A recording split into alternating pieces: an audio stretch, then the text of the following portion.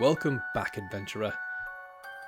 Today's creature has been described as an owl that got real into bodybuilding. So come, pull up a stool at Creature Tavern.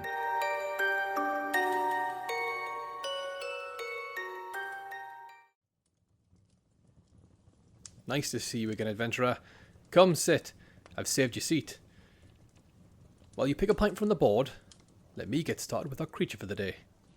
The Owlman from Cornish folklore. Going by the name Owlman, the Cornish Owlman, or the Owlman of Mornan, this feathery figure has perched itself in the uneasy place between monster and a birder's dream. Described as an owl humanoid hybrid, it straddles the line between the average barn owl and something altogether more man-shaped. Now, you may be familiar with the famous 1976 sighting, but did you know the first actual recorded encounter is claimed to have occurred much earlier, in 1926? But in truth, it was the 1976 event that cemented the Owlman's place in Cornish legend. So let's tell it. On the 17th of April 1976, two young girls visiting Mornan claimed to have seen a large winged creature hovering above the tower of St. Mornan at St. Stephen's Church. They described it as a terrifying, feathered birdman. The tale goes on that what they saw was so incredibly alarming, it led their father to immediately end the holiday. And that strange summer continued when on the 3rd of July, two campers near the same churchyard encountered what they described as Big Owl, with pointed ears and standing as tall as a man. It had glowing red eyes and black, pincer-like claws. Features more alien than anything normally found in the British countryside. Sporadic sightings followed in 1978, 1979, 1989 and 1995. Then in the year 2000, locals whispered of a loud owl-adjacent sound echoing through the Mewlin churchyard at night. Now, I've had the usual skeptics claim these witnesses saw nothing more than a chubby barn owl. But the collective testimony and sketches tell the true tale. If you ever get the chance, I'd recommend getting your eyes over these sketches, as they're remarkably consistent with certain features. The Owlman's often drawn at 5 foot 9 inches, with a body cloaked in black and silvery grey feathers. Its legs are most often shown with a human-like shape and knees that bend forward, though one drawing depicts them more bird-like, still man-sized, but bending backwards. And they always end in dark talons. Its arms, when spread fingertip to fingertip, also measuring around 5 foot 9 inches. And they ain't bare, but wrapped in thick, feathered wings that run down to the creature's waist. And these wings extend beyond the length of its arms, giving a complete wingspan of between 6 foot 10 inches and 8 feet, depending on who you ask. And at the ends of these arms are leathery, bony talons, sharp and wholly predatory.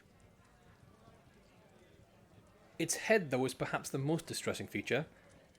In some depictions, it sits atop the shoulders in a human-like fashion.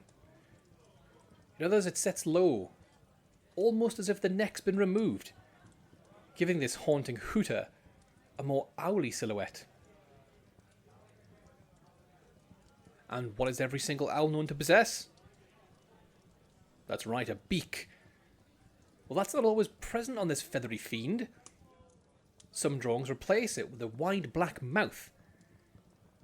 Some preserve the beak, alongside grotesquely large eyes, not suited for any living bird. Roughly 6 inches in diameter. Imagine holding a pair of saucers to your face, and you'll have the scale. The sheer size and forward-facing placement of these eyes gives the Owlman a fixed, unblinking stare.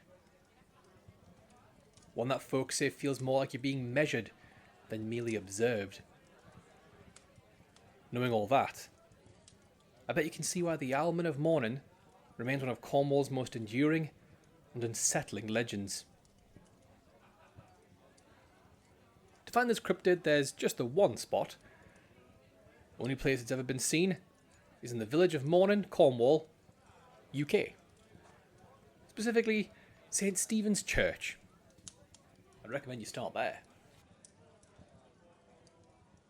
The Owlman is a curious creature with many talents deemed ordinary for birds, yet unsettling for birdmans. For example, although it's never been directly observed, drawings of the Owlman with its head set low on its shoulders suggest it possesses the ability to rotate its head up to 270 degrees. Much like that of your non-human sized owls. This is likely made possible by additional neck vertebrae and specialised blood vessels. And unsurprisingly, the Owlman is a deeply nocturnal cryptid. Its presence felt only under the Cape of Darkness. Every recorded encounter has occurred at night, strongly hinting at a mastery of low-light vision, comparable to that of a true owl. This exceptional sight is likely the result of a dense concentration of rod cells in the retina, enabling him to navigate and stalk in near complete darkness. It's also suspected that those large forward-facing eyes granted binocular vision, allowing for precise depth perception and the ability to detect even the faintest movements over a great distance. In flight, the Owlman is impressively silent for his size. Experts say we've got the serrated feathers along the leading edge of his wings to thank for that. Seems they scatter air currents and reduce turbulence, granting this stealthy skybird the ability to close a canny distance without so much as a whispered fart. This silence, paired with what I suspect to be powerful flight muscles, allows the Owlman sudden bursts of speed and the ability to perform sharp, agile turns in the air, movements well suited for evasion, or striking swiftly at potential prey. So what if you end up being prey, I hear you ask? Well, witness accounts, though rare, suggest its talons possess enough crushing strength to carry away a child or even a large dog. So it'll hurt you, but a well put together cat like yourself ain't got nothing to fear from this one. But you should probably know its eating habits, just in case. Well, they remain a complete mystery. The owl head suggests it could swallow prey whole, but its humanoid body raises uncertainty around whether it regurgitates the fur and bone or fully digests them. If you happen to find the answer, please do let me know. And to help know when he's close, folks say encounters are usually foreshadowed by an intense hissing sound. Your instinct will tell you to check the ground, but if you're in Cornwall, you best check the skies. Sometimes this is followed by the Owlman's loud, piercing hoot, a call said to carry throughout the night, much like a foghorn, only sounding completely different. In the aftermath of a visit, onlookers reported a strange static noise emanating from the trees, lingering as the residue of your encounter.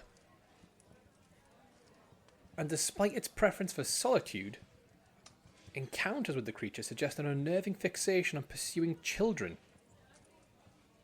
So travel with a couple kids if you're itching for a meet and greet with the Owlman of Cornwall. To handle an encounter with the unofficial King of Owls, you really don't need much. Seriously. The main issue with this feathery fella is achieving an encounter in the first place. But let's say you've looked out, and you're about to find out how this cryptid feeds. Well, from all the stories I read, the Owlman's easily spooked. Almost every tale has him scaring children, only for the children to scare him off with their screams. With that in mind, I'd suggest you make all sorts of bloody sounds if you need an escape. And I'd also suggest bringing along a couple torches or lanterns. You see, since he's a creature of the night and got those plates he calls eyes set in his head, I bet you can blind the beast for a quick getaway. But if you left your light source at home and your throat's a little sore from last night's singing, then sudden or erratic movement is also said to scare the birdie boy off. You know what they say? When in doubt, bust a move. And lastly, if you'd prefer to avoid the encounter entirely, then travel by day. And when you gotta set up camp, make sure it's well lit. Dot a few torches around the perimeter. That's said to be enough to protect you from ever entering the Owlman's sights. And with that, we're finished with our creature for the day. We've learned that you should always go easy on the karaoke if you've got a bit of bird watching the next day.